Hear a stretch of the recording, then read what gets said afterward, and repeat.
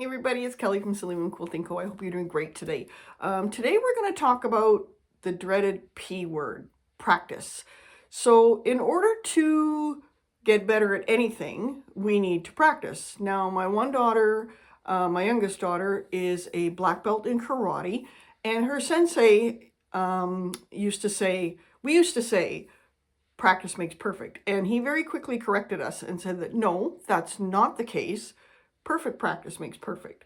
So if you're continually practicing something wrong, then you're just going to get really good at doing it wrong, right? So what we're going to do today is we're going to show you a couple different ways to be able to practice without it costing you an arm and a leg because you're using so much fabric, because we all know that fabric is on the increase in price. So we want to be able to show you some tips and tricks for how to make those quilt sandwiches go further so that you can practice a little bit more and become more proficient at those rulers. And then once you've practiced on smaller quilts or quilt sandwiches, you'll be able to use the feeling and the inspiration that you've learned from that and extrapolate that to a larger quilt just by doing a few extra things. And we'll cover that in a different video. But this video is going to be to show you ways to practice so that you can get better and love your ruler quilting even more. Stay tuned. I hope you enjoy. So we have a couple tips and tricks that we've learned along the way as far as practicing with our quilts. And as I'm sure you can imagine, I have done more than my fair share of practice quilt sandwiches. And typically what I'll do is I'll get myself or my husband, we'll pick out the quilt sandwich or pick out the thread that I've used so that I can reuse the fabric, because that's the expensive part, right? So at night, we just sit down, the two of us, with our trusty seam ripper and pick out the thread and make a little pile of all of the threads and repress the fabric, and we'd be ready to go. And if it was really bad, we could throw it through the wash. But I found a way to make this a little bit easier. So I'm going to share that with you as our first tip today, and that is dissolvable thread. I use the wonderful Rinse and Gone, and I actually have this available now on my website because some people were commenting in our ruler club that they were having a hard time finding it. So I actually have this available now on my website. You can purchase it just like you would purchase a ruler.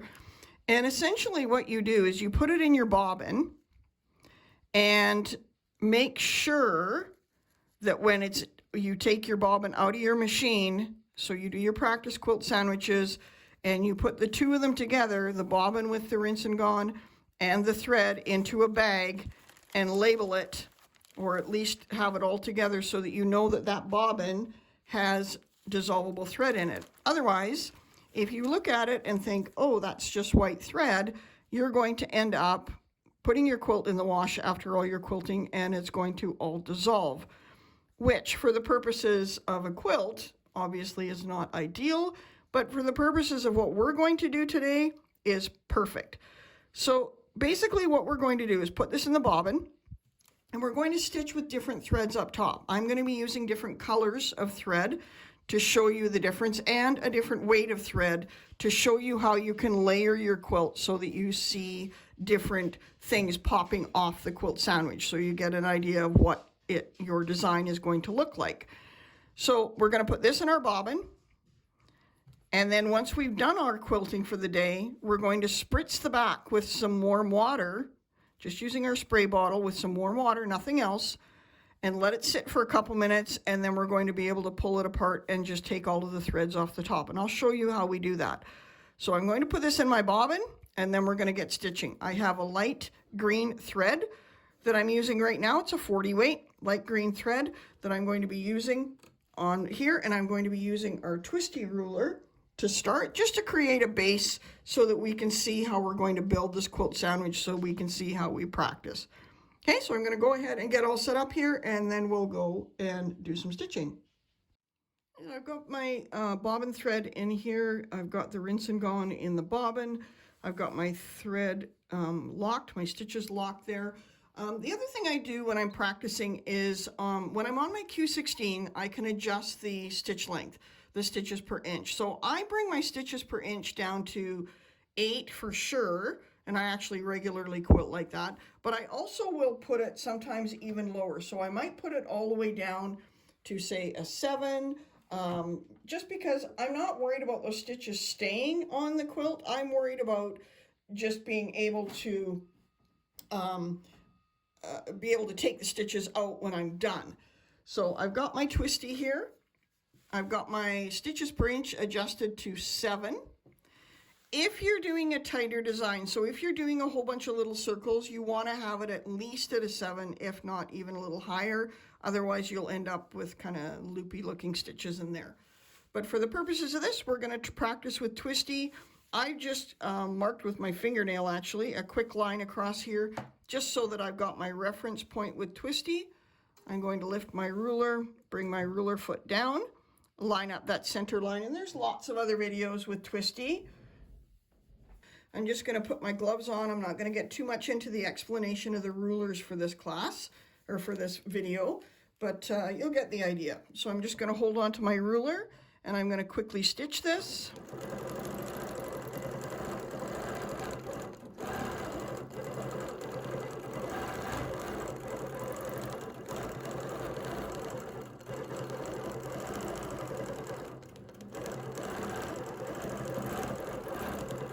So I've done my first design. I'm going to rotate that ruler so that I can go ahead and do my second part.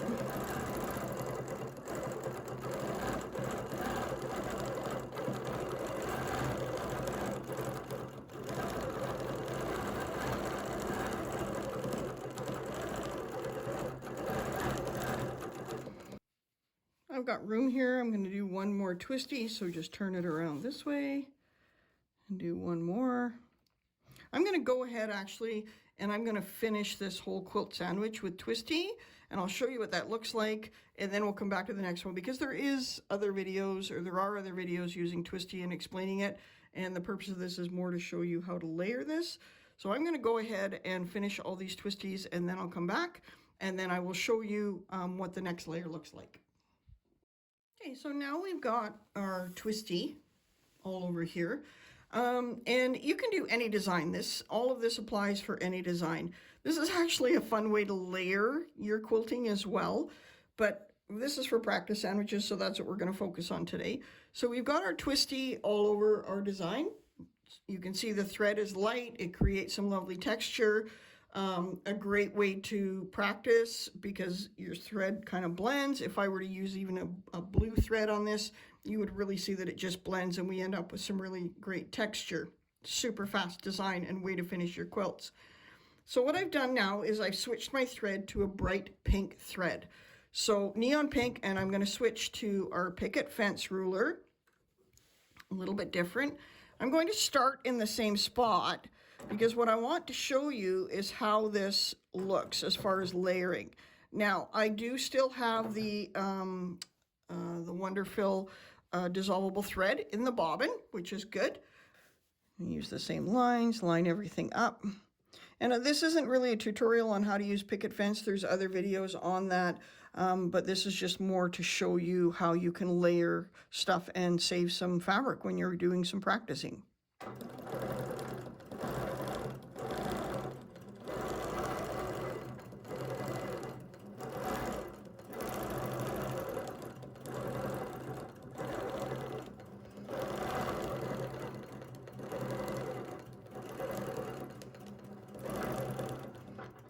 There and do a rotation.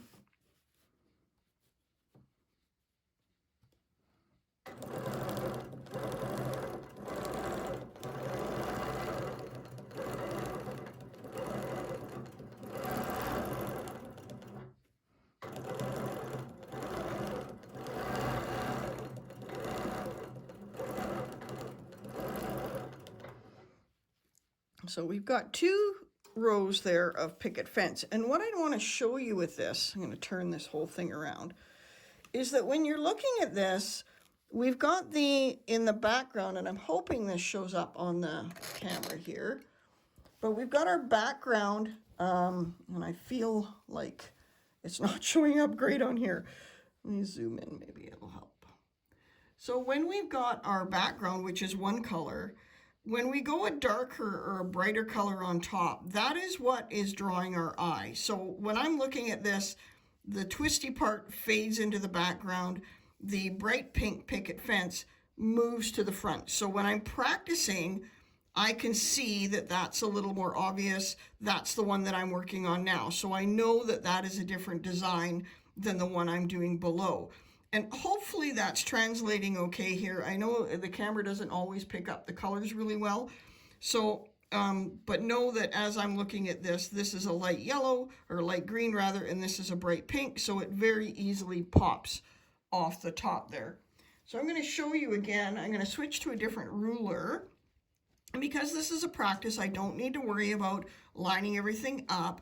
I'm just going to come along here, and I'm going to use the same thread, but I'm going to do a design that is a little more compact, and then you'll be able to see for sure the difference in the thread color. So I'm going to take our cheesy ruler, just going to throw a little bit of sticky tape on the back here. So our cheesy ruler, and you'll see how when I do this, it kind of just makes it a little bit more obvious that I'm using a different color because the quilting will be denser.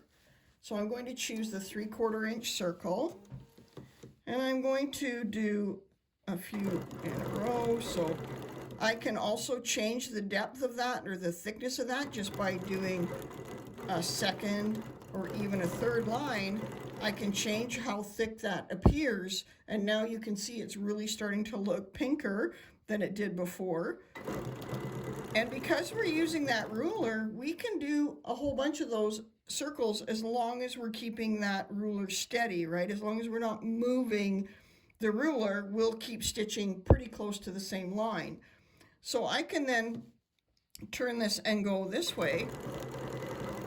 And same thing, I'm going to do a few of these, and that's going to give me a much more definitive design than it is if I'm, or that's going to give me,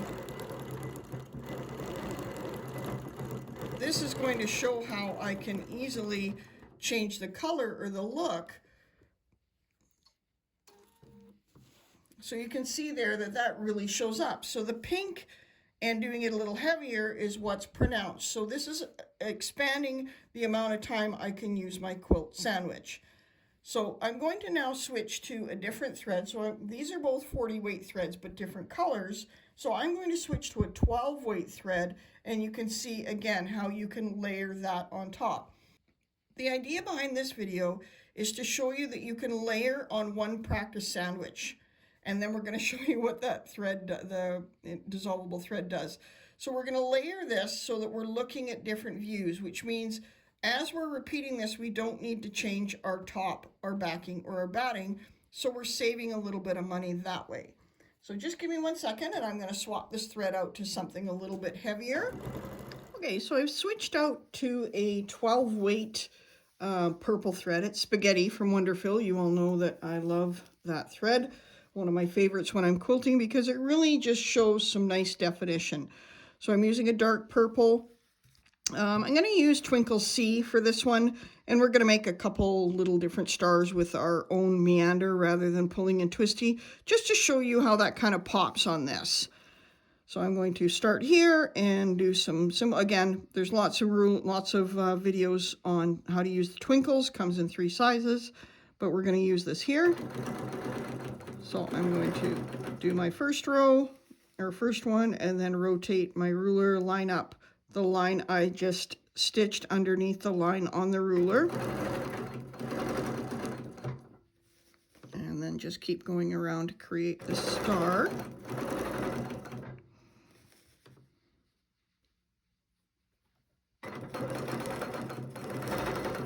With the 12 weight, you want to go a little slower because it is a heavier thread. So you get those nice stitches. So you can see there that that star is popping on top of the Twisty. So it's a good way to layer. So it's a heavier thread and it's a darker thread. So we can see what this looks like on our practice sandwich. So I start with my regular Twisty. I go to the bright pink thread, which is I use cheesy and picket fence for, and then I switch to an even darker thread.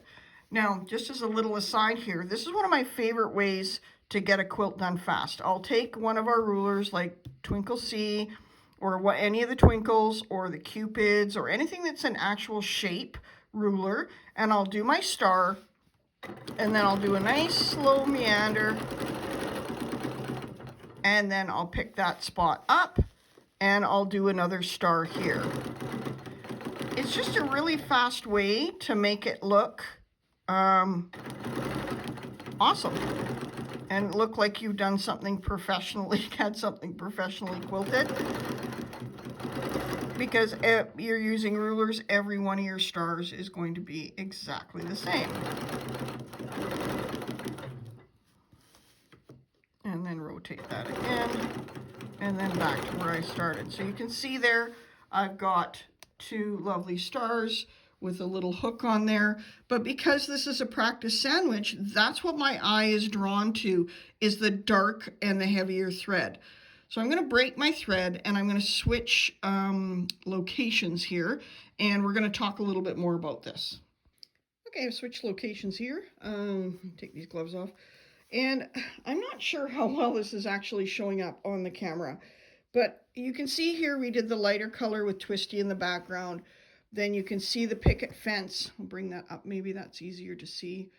So the picket fence is nice and bright pink on here. So when I'm looking at it without the light of the camera, it very clearly shows I can see the two designs. So I'm layering them. You can see that that bright pink shows up, and that's what my eye is drawn to over here. And then when I get to this end, you can see that that darker, heavier 12 weight thread is what's showing as well. So it's just a way to get more out of your practice sandwiches. Now, the one thing that you can also do is with this one, I'm going to show you how to get rid of all of this really fast. But the one thing that you can do is if you don't have the rinse and gone thread, you can just add another layer on top of here. So you can save your backing and save your batting. You add another layer on top. The only thing you want to be careful of is you want to make sure that you're adjusting your ruler foot as you go along. And depending on how dense you quilt this, you might run into an issue with too much thread buildup. But I find I can usually get 3 or 4 layers of my top as long as I adjust my ruler foot height to make sure that it's in the right spot so I don't end up with skip stitches or broken thread. I can add 3 or 4 layers to this, just the top, and then I'm saving all the backing and batting. And you can do the same thing, add that on, and if you keep the dissolvable thread in your bobbin, things will be a whole lot easier in your world. So this is the top. You saw me all build this, and you can see on the back here. So the back is the invisible thread, or dissolvable thread rather. So I've just got my little spritz bottle here, and I'm going to start in one corner, and I'm simply going to give this a nice spritz. And I've got a little bit of warm water in there. And again, if you want, you can actually put it in your washing machine. The only problem is if you do that, you end up with the risk of all of those loose threads from the top ending up in your washing machine. So I'm going to very slowly just kind of spray anywhere I've got stitching. Like I said, I used to actually unpick all of this so that I would be able to reuse the fabric, because that is what's more expensive than the thread. So I'm just going to let that sit for a second. And again, it's called Rinse and Gone. It's on my website. I'll put the link down below. But by doing this, we're dissolving all those back threads. So then I can reuse this whole quilt sandwich. So we're just going to do a little test here and see if it's ready to go. Not quite yet. And then when it is ready, you'll be able to just simply pull this back off and it will peel away. You won't have to unstitch it. I will tend to, if I've got an area here where we did a whole bunch of thread, I'll kind of do some extra stitches. And you can add a little bit more water if you're in a hurry. Again, if you put it through your washing machine, it would go really fast.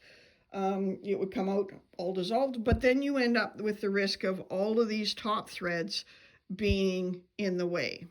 Okay, so I'm going to start here, and just start pulling it apart. And you got to be careful, you don't want to stretch your fabric. Again, this is practice fabric, so we're going to continue it to be practice fabric. If you end up with a knot there, you can add a little, that's where we tied off our thread, so I'll just add a little bit and I'll come back to that spot. And go back over to this side, and then I'm simply pulling this all away. I think you get the idea. Again, you're not so worried about stretching the fabric because these are practice sandwiches. If it's stretched, it's not a big deal. If you were doing this on an actual quilt, you probably wouldn't want to do that because you're going to stretch your fabric or your design. The other thing that you can do with this dissolvable thread is it's a great way to test out your design. So if you're going to do it in one block on your quilt, you can go ahead and put this in the back, and then you can actually stitch it out to see what it's going to look like. So here I've got a whole bunch of extra stitches. That's where I did all those extra layers. So I'm going to put a little spritz there. And I'll just switch this around and just keeps ripping it apart. But it gives you the opportunity to keep reusing your practice sandwiches as much as you want.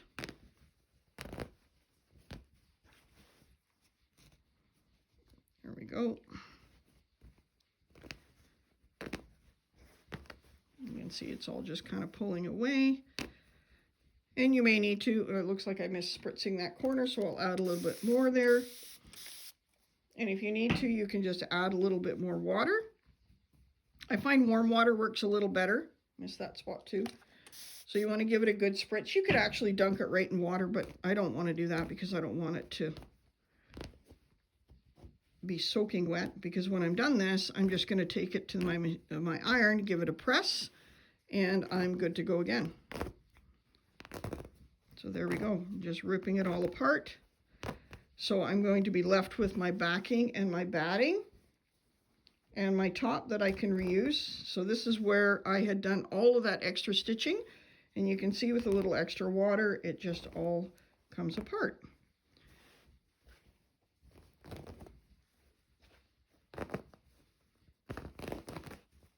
And there we go. And there we have it. So there's our batting and our backing. You can see all of the thread that was down there has been dissolved. I'm going to turn this over. You can see there's all our top thread. And of course I can just pick one piece and it just all will pull out because now there's nothing holding it in. And then what I tend to do is I will take a lint roller and just pick up all the little pieces. But you can see it gets rid of all of that.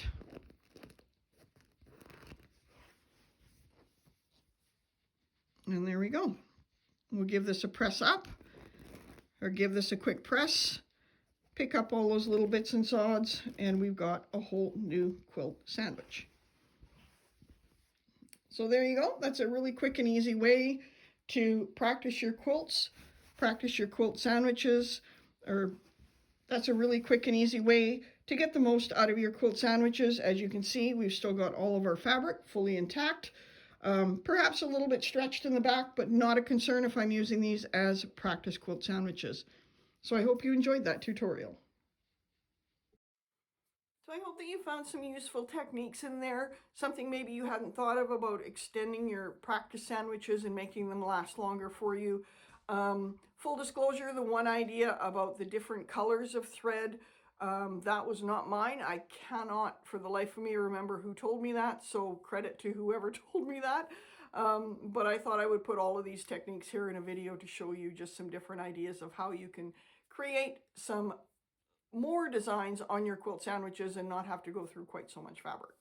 So I hope that you enjoyed the video. As always, we have a word of the week, and our word of the week this week is thread. Use the word thread down below in the comments, and we will pick one winner to get a $20 gift certificate for anything on our website. The thread that you see and the rulers that I've used, all the links are down below. The 505 spray I do not stock, so that is something you will have to get from your local quilt shop. But otherwise, everything I've kind of showed you as far as rulers and thread, I will put the links down below and you can purchase from my website. So if you have any questions, please put them in the comments below, or you can email me. I'd be happy to answer any questions you have about our rulers or ruler quilting.